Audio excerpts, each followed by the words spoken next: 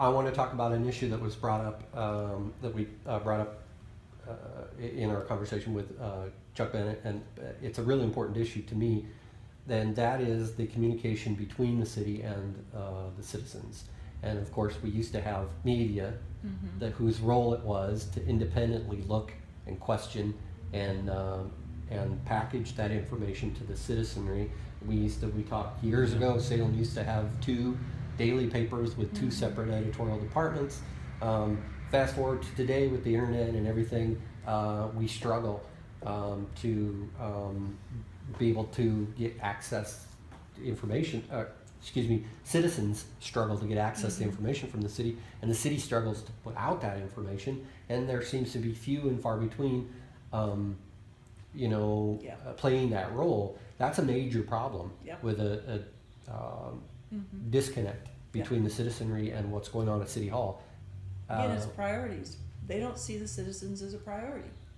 You know, Anna Peterson spoke at a public meeting and said, we don't need to listen to the citizens. We have all these professional staff people that we've hired who know exactly what we need to do, and we just need to do it. Well, how much more offensive can you be to the citizens than tell them they're totally devalued?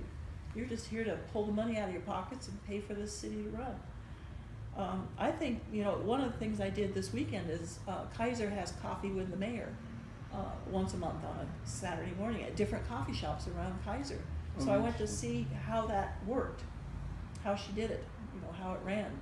And I was really impressed. People, the public were there, and she was presenting things that were coming down the road, and people were having input into it and civil conversations about it. There was a man there that disagreed with things, but everybody kind of knew him and that he was going to be negative. And I thought it worked really well. So I would try to implement something like that here in Salem, where I moved around the community to different coffee shops and just spent 2 or 3 hours talking to the public and letting them have input and encouraging them to sign up to be on advisory boards or join neighborhood associations or get their email to the city so that we can send them information. The city has done very little to collect the email addresses of the citizens. And I think they should, because they need to communicate with those people. People who want to be communicated with should be allowed, that want to communicate with the city, should be allowed to do it on every level.